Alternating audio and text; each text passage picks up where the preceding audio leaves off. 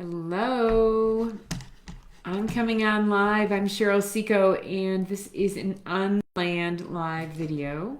But I'm coming on to talk about flooding, and my heart goes out to all of you that are suffering and being challenged by the recent floods from, I don't know if it's a cyclone, hurricane, whatever it was, Debbie.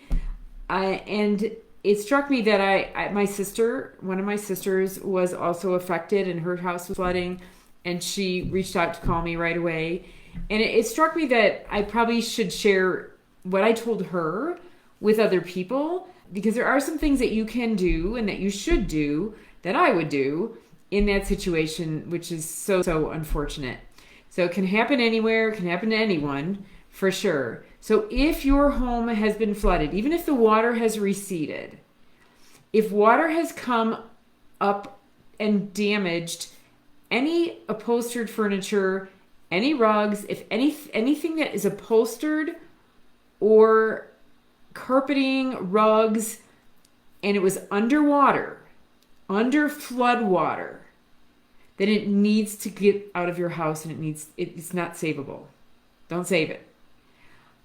So my sister has some really nice leather couches, and it looked like the water didn't go that high, but her couch is actually wet, so it must have. Cabinets. The boxes of cabinets are going to need to go. In every case. I can't think of any cases when they wouldn't. So if they've been underwater physically for any length of time at all, you can reach out to your contractors or installers for things like the countertops and whatnot. Maybe you can ask and see if they can take the countertop off and reinstall it on new boxes. You may be able to reuse the doors if the water wasn't high enough to damage the doors, or maybe there's just some doors you're going to have to replace and some you don't, and if you feel like you can match them. So that would be the other thing that has to go. So anything that is storing water currently, this could be your mattresses too. So if your mattress was, even if it was the box spring only, then the box spring only needs to go. But anything that has gotten physically wet from floodwater needs to go in the garbage. At least get it out of your house and put it on your driveway or out at the street. So those are two things that I told her. And then the other thing that's so important in a flood or post-flood is drying things out.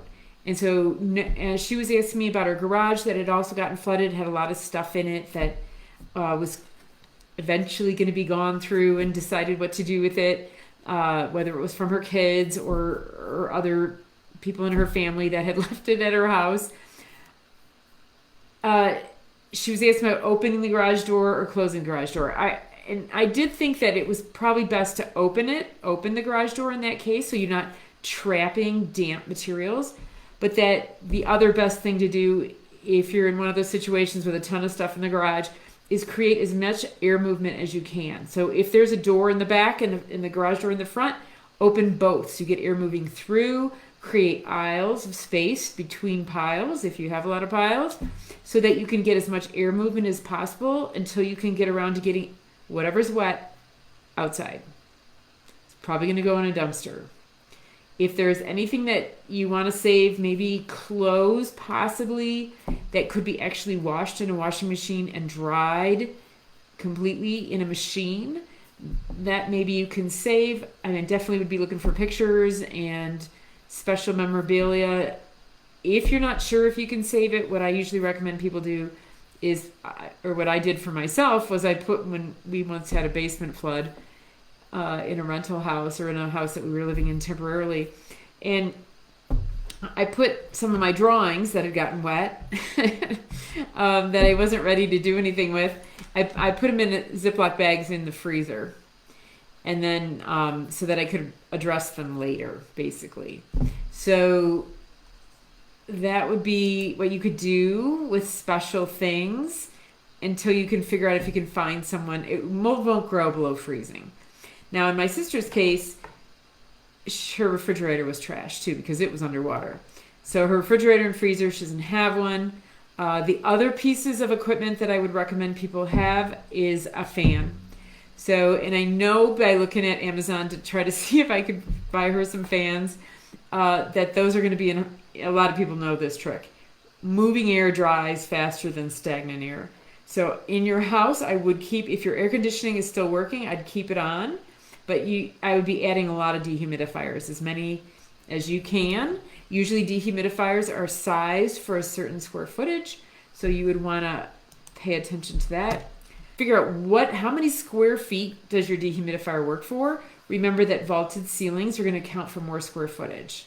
So get some dehumidifiers going. If you have to rent them, they might go very quick, but I would be the first one on the block to get one. And if you have something like that, then this would be the time to use it in addition to your air conditioning. Don't open the windows in a house if you have other conditioning that you can do. Even if it's just the air conditioning, I'd probably do that while I got rid of wet things. Anything that's waterlogged has to go, because that's what the dehumidifier is trying to dry. And then I said fans, and so I would recommend any kind of fan you can get. So if you have tower fans, if you have anything around your house, if you're going to buy something, I would buy things like a 20-inch box fan. Now that I say that, probably they're going to be hard to find. You can put a filter on that, like a furnace filter, MERV 13, 20 by 20. You can actually get that to stick to the fan just by the pressure of the air moving in. You would put it in on the side of the air moving into the fan before it blows out, and you can start collecting dirt and dust in the air that way, but you don't have to. I would just be blowing the fan to dry things, keeping air moving so it's a little bit windy.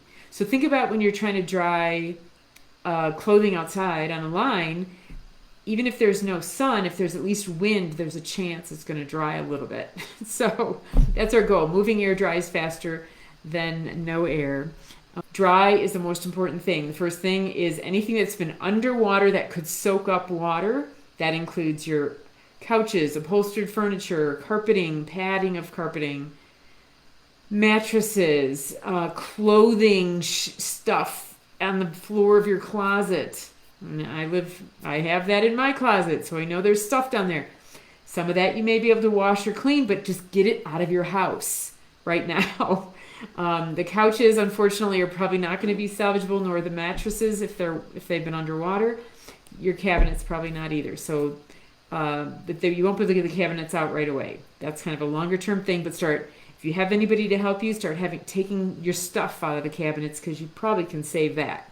The goal is to not end up with a moldy mess in addition to having so much wet stuff. So we talked about that. I talked about fans to keep air moving. I talked about stuff in garages. It could be your tent. It could be your camping supplies. It could be your ski gear. I don't know what people have, but I know I have a ton in my garage too. Whatever, just get anything soaking wet out of there, because the garage isn't usually conditioned in a way that it has the ability to dry at all. So we want to keep the door open, get fans in there, get fans in your house so you have as much moving air as possible. In a garage, I would open windows, open doors, and nobody's going to steal your wet stuff probably anyway. Anything valuable, get it out of there right away. Same thing in your closet before someone has to go in there and pull out all the stuff that was on the floor, your dirty clothes that were under in a flood, whatever it is. The bottom drawer of whatever you have in there, your shoes. If you have something hidden in there that's valuable, then you want to get that out of there ASAP so that you take care of those important things first. Anything else that's really important to you, whether it's photo albums, pictures, I would try to find someone else, put it in your car. Get it out of there so that it can go somewhere where someone else can hang on to it, and hopefully not let it get moldy if it wasn't actually wet already. Because the humidity is going to start to become a problem if it's not already, and this has been a few days. So let me think of what else that I did tell her. So I use Thieves Cleaner. And I did send my sister a bunch of product because she's my sister and her birthday's coming up. So I said, happy birthday, I'm sending you a bunch of cleaner. I use the Thieves Cleaner from Young Living. If you buy it under my sponsor number, which is, I don't know, maybe there's some way I can put my link in here, but my sponsor number is 3243004. And so if when you sign up, you use that sponsor number, I do get a commission on that. The plants that are in Thieves Cleaner and also in the thieves oil, are rosemary, clove, lemon peel, cinnamon bark, and eucalyptus. And mold just doesn't coexist with those.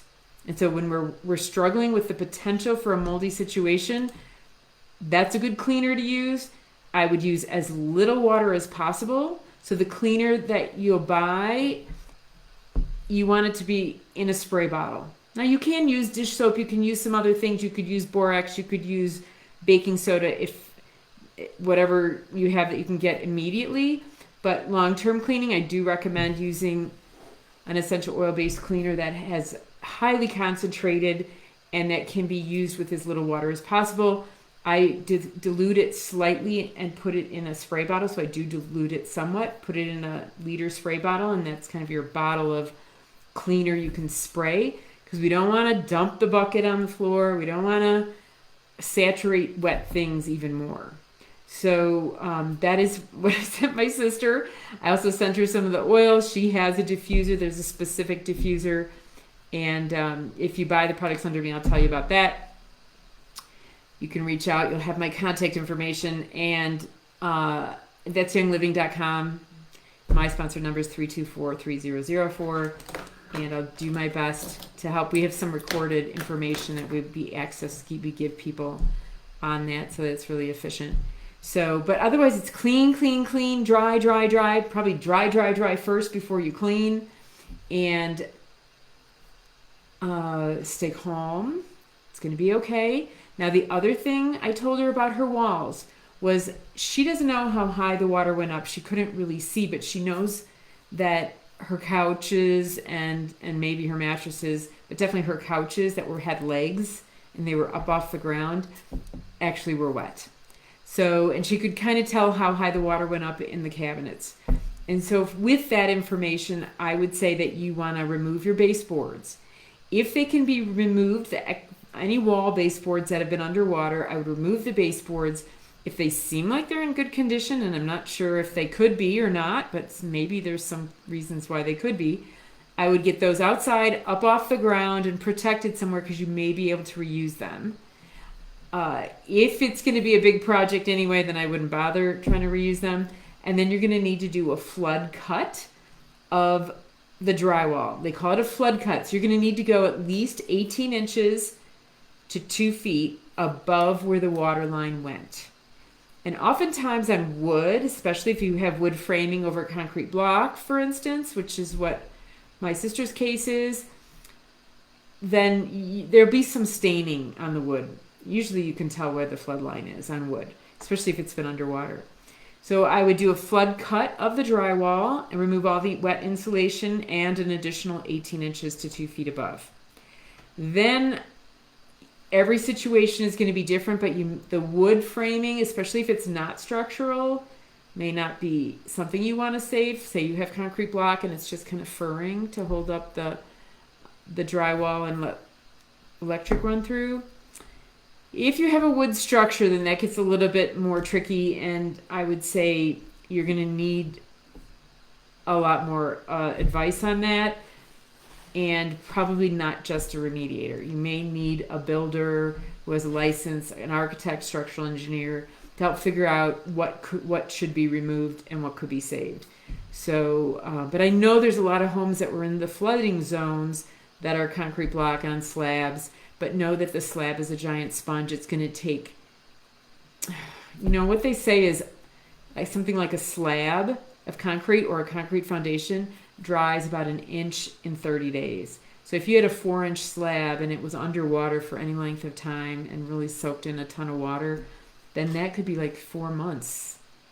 It's a 4-inch slab. It could be 4 months before the thing is completely dried out. So be patient, but carpeting, padding over that, laminate flooring, any kind of engineered flooring, all that has to go. Ceramic tile that is in grout attached to the concrete slab might be okay. You're just going to have to see if it's going to start to come up on its own. It might be okay. My sister does have that, and I wouldn't worry about that right now. So that's not a priority. If you have wood furniture and the legs got wet and those kinds of things, anything you can do to dry that stuff out.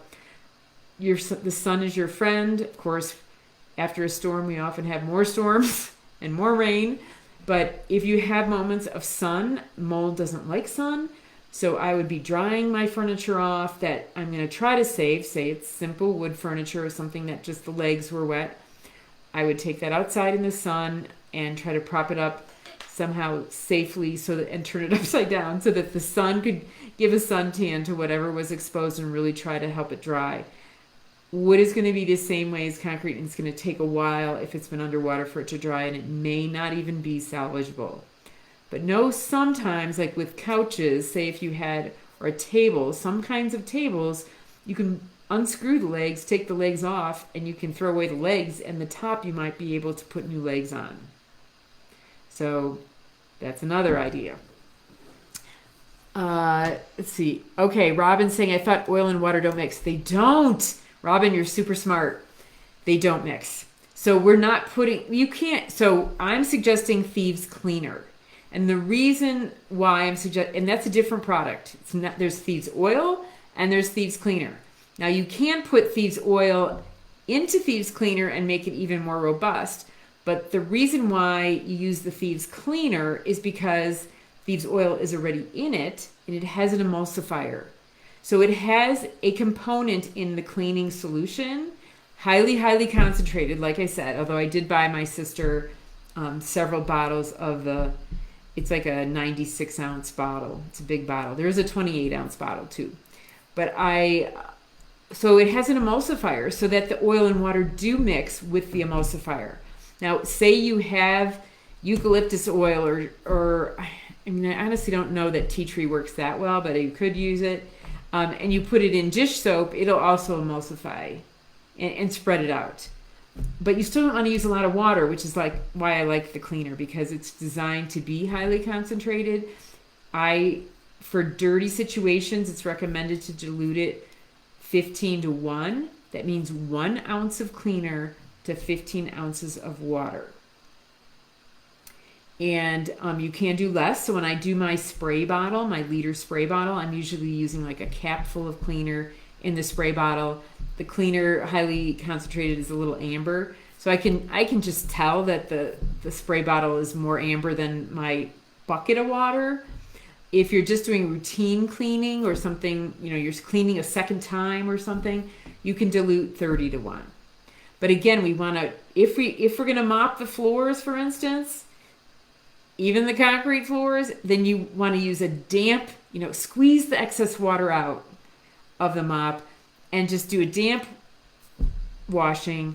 And then I would have bag of rags or all of the towels that you're never going to use again. And I would be like trying to soak up the water as much as possible, because we don't want to add to what the air conditioning or the dehumidifiers need to do. So, really good question. Oil and water doesn't mix. So don't take Thieves Oil, don't take eucalyptus oil, or there's another blend called Purification. You can't add that to the Thieves Cleaner, but it has to go to a cleaner. So if you have, all those oils that I mentioned, clove, eucalyptus, cinnamon bark, lemon peel, and rosemary, you could add it to dish soap if you wanted to. And it will emulsify it. That's why we can clean like greasy pans and stuff with dish soap. Is really helpful because there's an emulsifier in every kind of soap that kind of breaks up the oils. Maybe in our shampoos and stuff too, probably, I'm going to guess. So anyway, so that's how oil and water mix. They don't mix. Let's see if I can see if there's any other questions here. I don't see any other questions. And I know I didn't advertise this, but how long does Thieves last for mold if we suspect more somewhere? So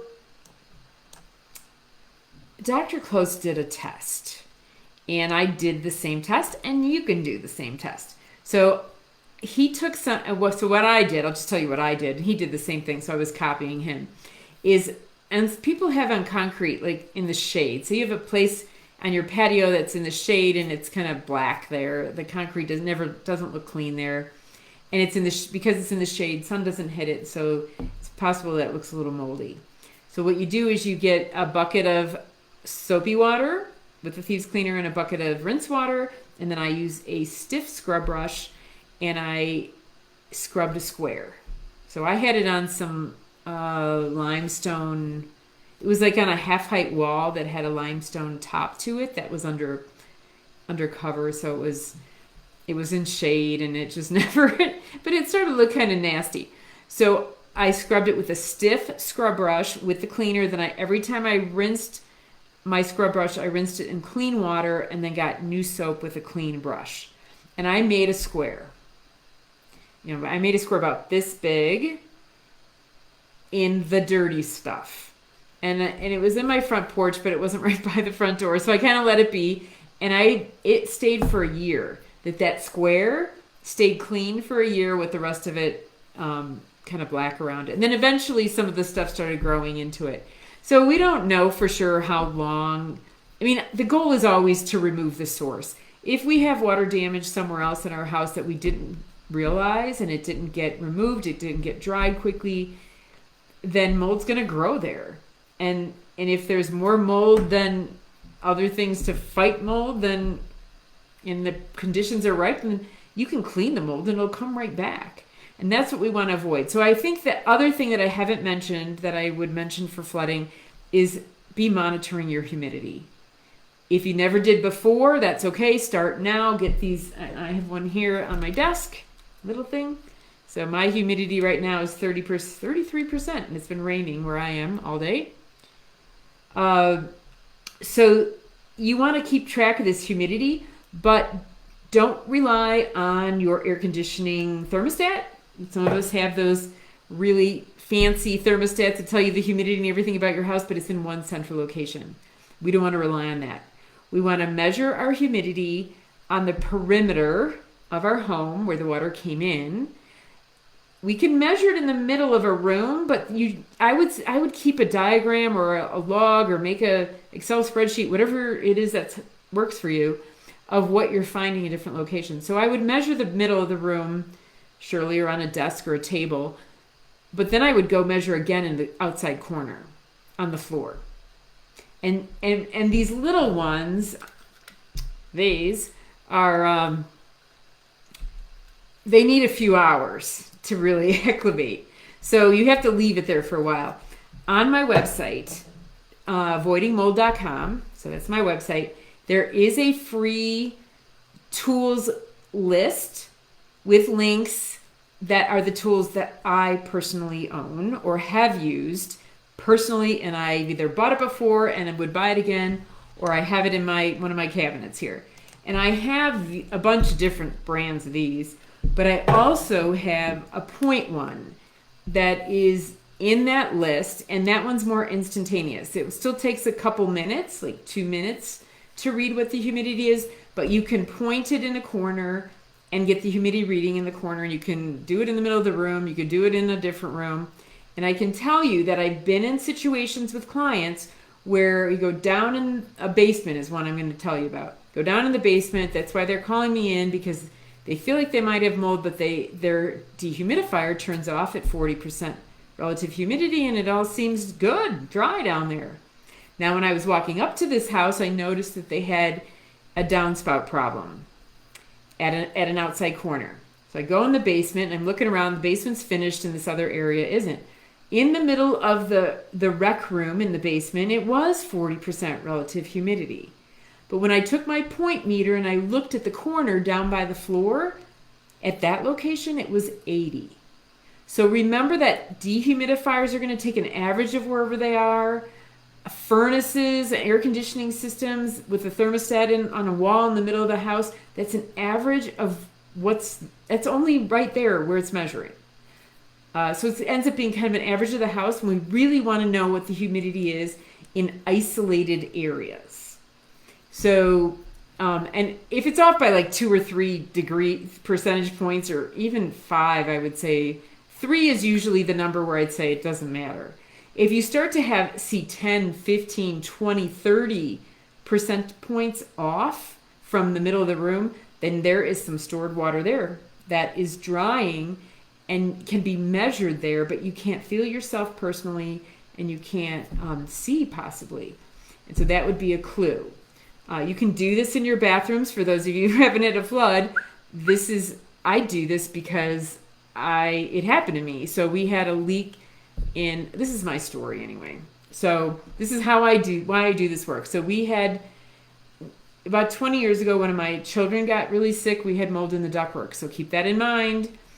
If you're having high humidity in your home, you probably need to get your ducts cleaned, and flex duct are really hard, if not impossible, to clean. And what else can I say about that? So that was like 20 years ago. Then fast forward, my husband got Lyme disease, and so did I, but my husband was way sicker. And then, so we were doing numbers to monitor our health and our blood work, or I think it was, and noticed that some numbers were going up that were indicative of bad things and probably mold. And the only place we both lived was our house. So I started investigating our house that I built, and I didn't see anything. I hired people, spent a lot of money on people to come and tell me there was nothing there, and that they did mold testing and they found nothing. And I did ERMI and I did air, and I hired people to look for the damage and whatever, and nobody found anything. And then it just dawned on me, what am I doing? I built the house. I'm an architect. I should be doing this myself. I know more than all these people about this particular house for sure. And so then I started buying equipment and testing a few things, but I didn't need expensive equipment to figure out that in my bathroom, one of our bathrooms, the door was sticking in the winter, so that was odd. It means because wood expands when it gets wet, just ever so slightly. And so I measured that bathroom, and that bathroom was 70% relative humidity, and the rest of the house was 30. So this was significant, but I want to tell you that I didn't walk in the bathroom and feel like, oh, it's really humid in here. I didn't feel anything different. But the reason it was higher in there is because we did have a leak that had traveled and soaked into some insulation, and a lot of insulation, actually. We had more than one leak. And so there was a giant wet blanket that was drying into that bathroom for probably a long period of time. So that's the significance of isolated areas of high humidity and why we want to look for that. So I'm going to have to get going because let's see if there's any other questions here. I don't see any other questions.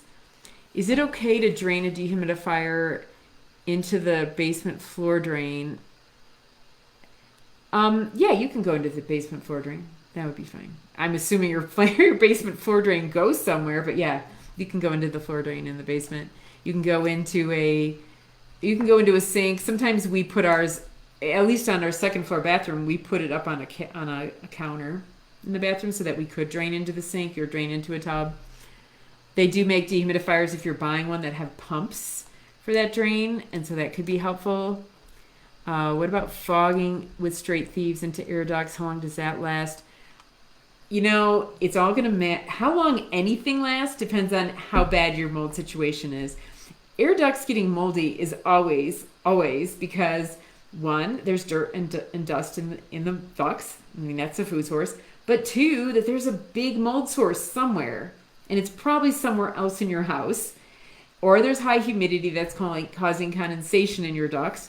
Either one of those, though, there's got to be mold spores, and usually when people have mold in their ducts, it's because they have mold in their house somewhere. Could be completely concealed, like mine. There was absolutely nothing to see. It took me several months to find it. I'll be truthful. So it's just a symptom. If you have mold in your ducts, that's largely a symptom of another problem, and so. Let's see. So anyway, you can do the Dr. Close protocol in your ducts. How long is it going to last? It's going to depend on if you fixed the cause. If you fixed the reason why you had mold in your ducts in the first place. It will help. I have used it at least it's helped for me. We've used it in apartments and stuff that we rented. My kids used it in their college dorm rooms.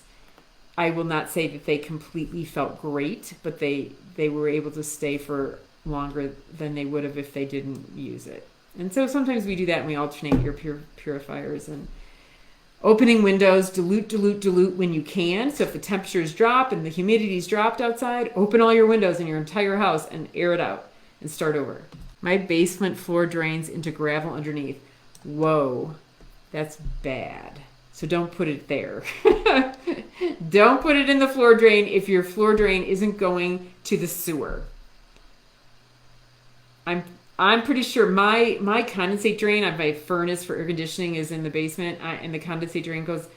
It's near a bathroom, so I'm fairly certain it goes into the sewer. It should go in the sewer. Freya is saying, new here, do you travel?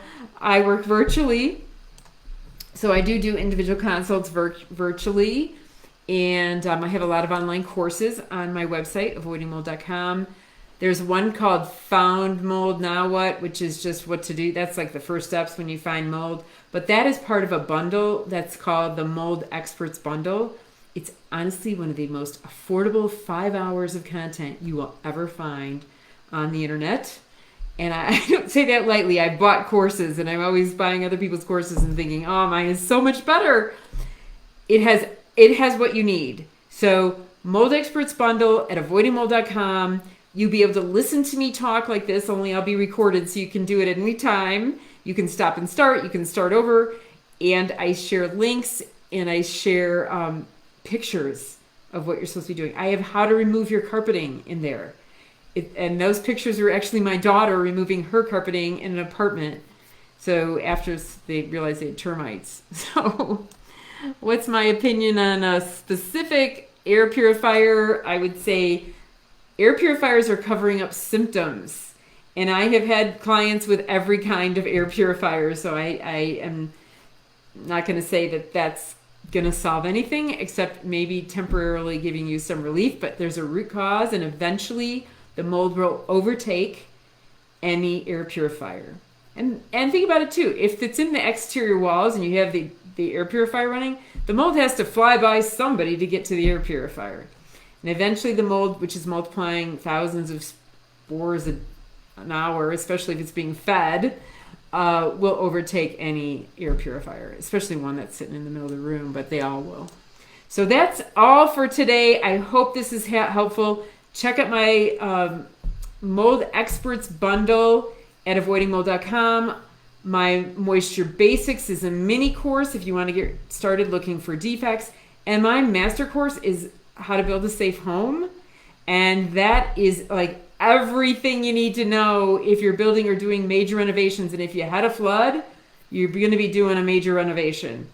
That is my best value, best course with over 50 hours of content in there. Plus you get access to me. I do live Q&As to those students, for those students. And I also have some separate chats, not on Facebook, but I do have one on Facebook that's private that I keep a close eye on to answer people's questions who are in that VIP course, which is the Build a Safe Home. I did a recent video on that. If you can find where to sign up for that, you might still be able to get an email with the recordings for what I just did. I answered my 3 common defects. So thanks again for coming on, and good luck to you. Again, my heart goes out to everybody that's been struggling with the floods, and my prayers are with you. And I do always recommend for all of us struggling with mold that prayer is a really good idea. It's something that I do regularly, and sometimes we need the help of a higher power, and know that we can get through all these things. We can. We don't necessarily have to know how it's going to happen, but we have to believe that we're going to be okay, and we're going to figure out our situation, and it's all going to be okay. So keep that belief in mind. We don't have to know the path or how long it's going to take. Just keep that belief in mind and hang in there, everyone. And I will see you on the next time I come on. Or you can see me at avoidingmold.com on my recorded content there, or schedule a consult there. Thanks for watching. Bye.